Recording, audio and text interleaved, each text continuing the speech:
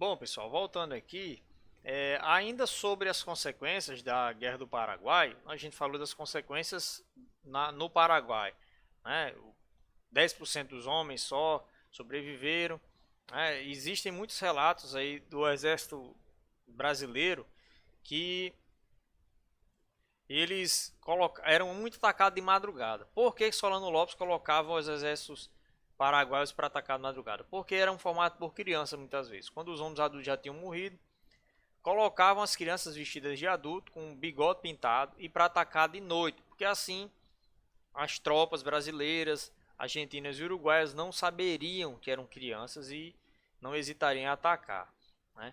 E existem relatos que acontecia o confronto, o exército paraguaio era massacrado e quando o sol nascia, que os soldados brasileiros iam olhar, eram só crianças aí com uma faixa de idade de 10 a 12 anos, né? Então você vê como era a situação complicada, ok?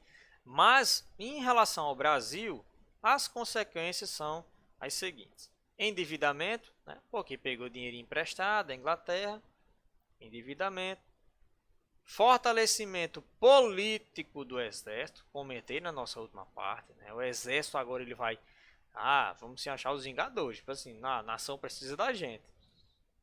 Fortalecimento político, é agora que o exército vai começar a querer se meter na política. Antes tinham liberais e conservadores, né?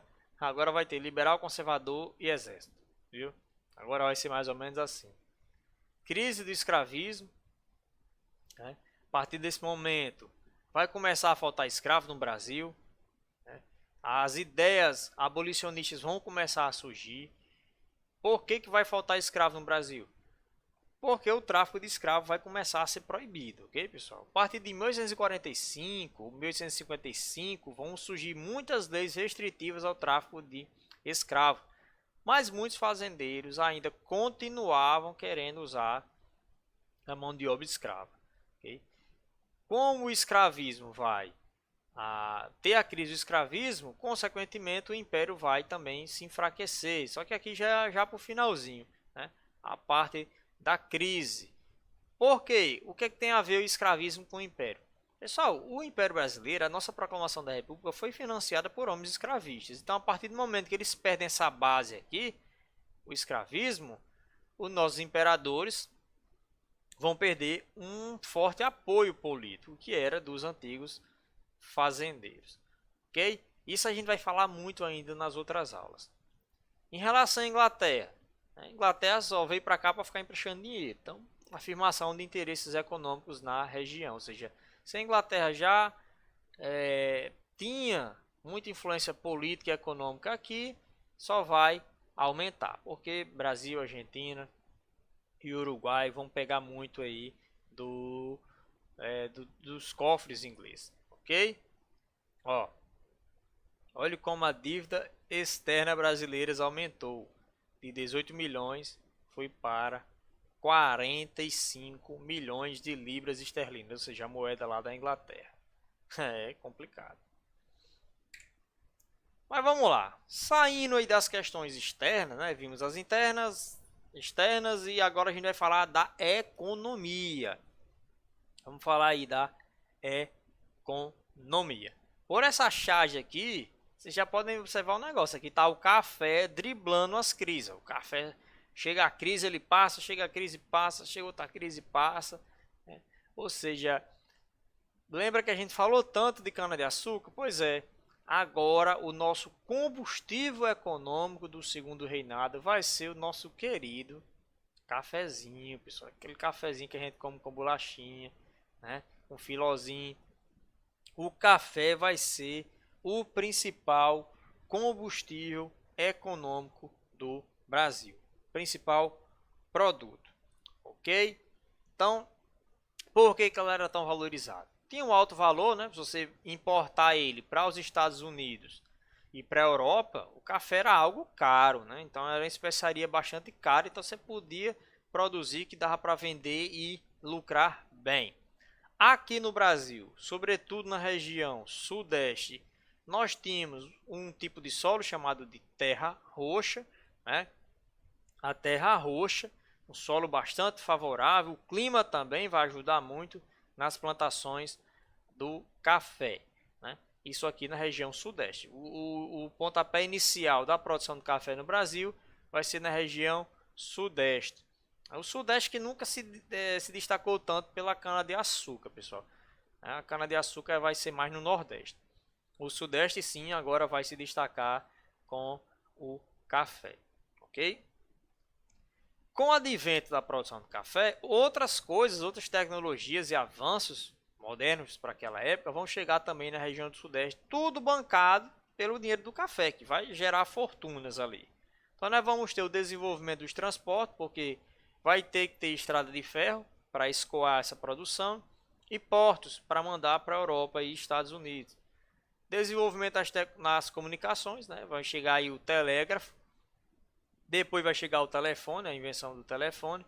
Né? O primeiro brasileiro a falar no telefone foi o próprio Dom Pedro II, ele que era um admirador das ciências, ele viajava muito visitando feiras de ciências internacionais pelo mundo.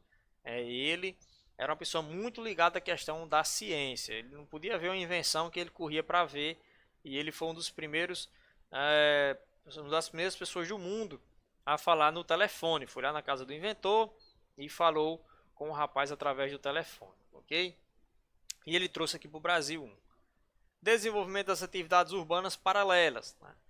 Comércio vai aumentar, já que cidades do sudeste vão começar a crescer, então surge todo aquele comércio para dar porte, bares, mercado, cabaré, enfim, tudo no mundo. Bancos, né, para emprestar dinheiro para quem quer começar uma plantação, né? E as indústrias também vão começar a se desenvolver de um modozinho até um pouco mais calmo nesse momento, no início, mas vão começar a se desenvolver também, até por questão do Brasil deixar de depender tanto da Inglaterra. Ok? Então, desenvolvimento das atividades urbanas paralelas ao café, mas para dar suporte ao café. Ok? Então, observe aqui que existem algumas semelhanças entre o café, sendo o centro agora da nossa economia, com a época da cana-de-açúcar. Né?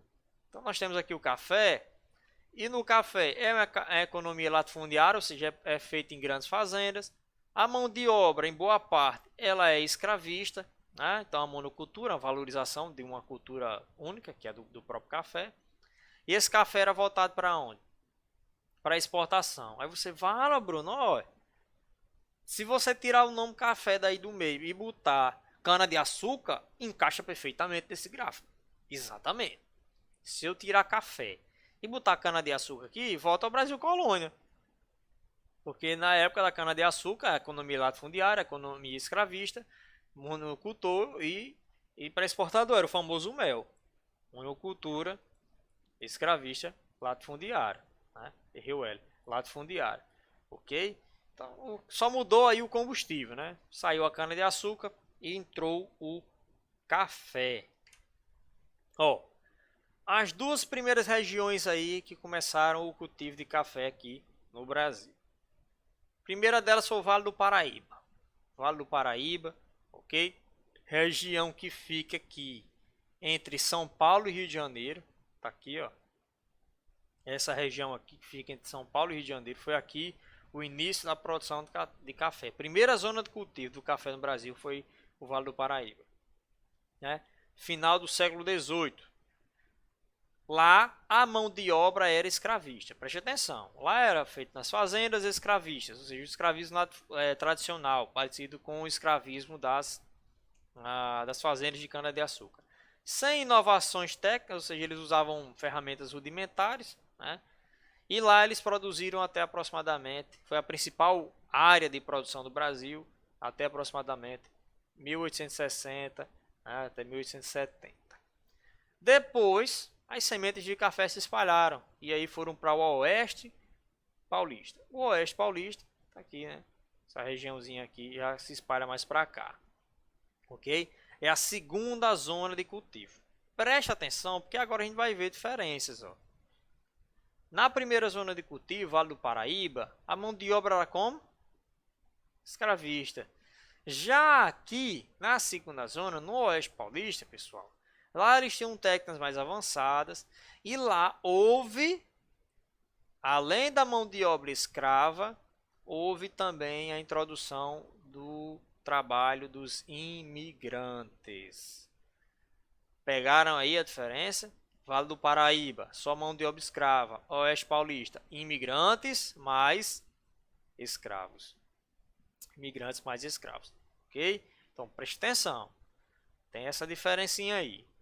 Já na segunda zona, né, por ter técnicas mais avançadas, eles vão trazer muitos imigrantes europeus que já tinham conhecimento, né, trabalhar com ferramentas mais avançadas, tecnologicamente mais avançadas, vão colocar lá para trabalhar ao lado dos escravos. E aí, aos poucos, o escravismo vai acabar e no final das contas vai ficar só a mão de obra imigrante. A mão de obra imigrante recebe um saláriozinho. Ok? Ó, aqui, vai só espalhando a questão do café e hoje tem tudo que é canto. Apenas seja uma pausa e olha aí. Vamos lá.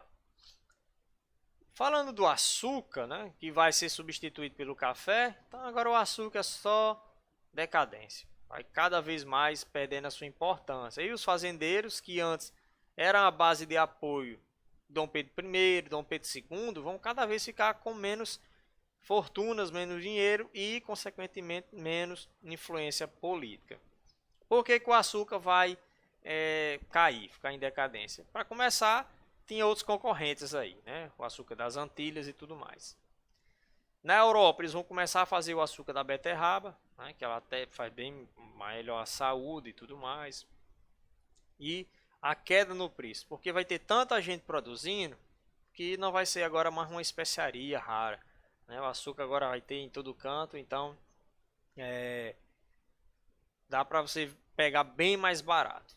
Outros produtos aí que o Brasil vai produzir nesse período, o algodão, né, na região do Maranhão, vai ser importante entre 1861 e 1865, ok? Compõe aí 18% das nossas exportações. A borracha, pessoal, lá na região norte, né, Amazonas, Pará, a partir de 1880, já final do segundo reinado, né, 8% aí das nossas exportações. Por que a borracha era importante? Por causa da invenção do carro. O carro foi inventado, né? O cara lá, o Dunlop, criou o pneu, né, de borracha, e aí vai surgir uma demanda muito grande para o látex, né, que é a matéria-prima da borracha. Então foi durante a segunda revolução industrial que vai surgir o pneu de borracha e aí vai surgir uma demanda muito grande por látex, e o Brasil vai ser um dos grandes produtores de látex no mundo. Couros e peles correspondiam a 6 a 8% das nossas exportações, e o fumo, né, o famoso tabaco, corresponde aí a 2 a 3% das nossas exportações. Aqui vocês olham esses gráficos aqui, pessoal, né? Ó o café aqui, a linha do café. Ó. Vocês pausam aí e olham mais detalhadamente, só mostrando aqui a questão das exportações. O café lá em cima. Dos produtos secundários, olha quem está lá em cima, a borracha, ok? Ó, e aí a gente chega na Era Mauá. A Era Mauá, pessoal, foi uma tentativa, né, de industrializar o Brasil, para o Brasil parar com as dependências da Inglaterra, né? Parar de comprar tudo da Inglaterra e tentar produzir aqui no próprio Brasil. A Era Mauá foi o período em que a nossa economia esteve entregue ao primeiro empresário capitalista brasileiro, um homem que teve uma visão de expansão comercial, ok? O nome dele era Irineu Evangelista de Souza, mais conhecido como o Visconde de Mauá. Vai se tornar ministro da nossa economia para tentar impulsionar as nossas indústrias para que o Brasil dependesse menos do campo, ok? As causas, a tarifa Alves Branco, né? O que determinava essa tarifa Alves Branco, essa lei?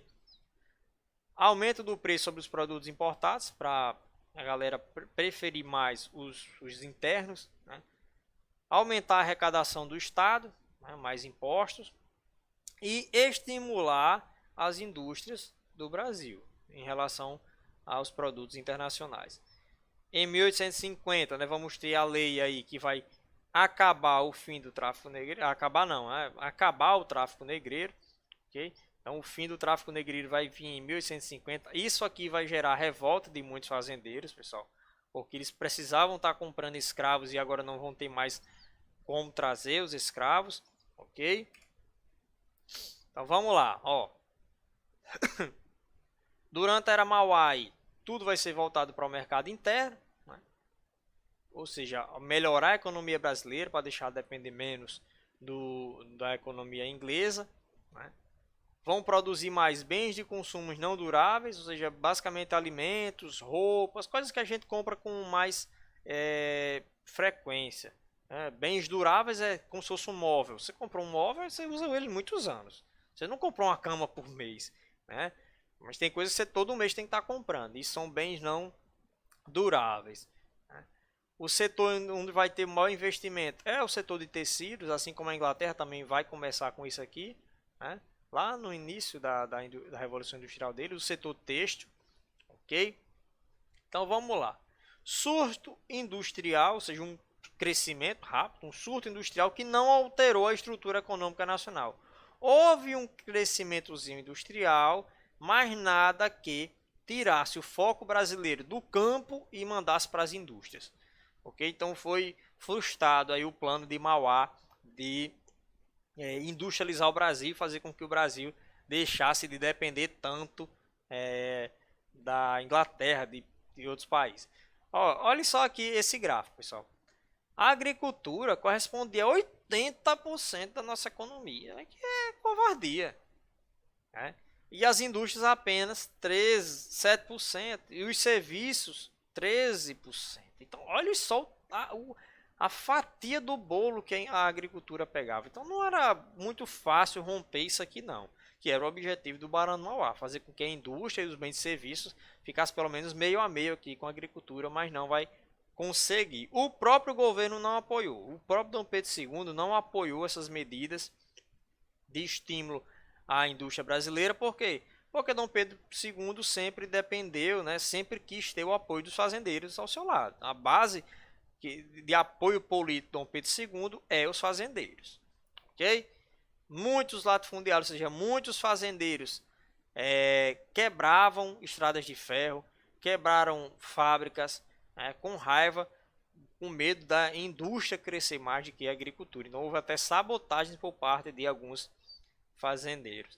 E outro fator que vai fazer com que a era Mauá seja um fracasso é a concorrência inglesa, ou seja, os produtos ingleses ainda eram mais atrativos ao povo brasileiro do que os produtos nacionais. Não adianta o Brasil fazer um celular se o povo só quer o celular inglês. Ok? Então, pessoal, até a nossa próxima aula. Forte abraço.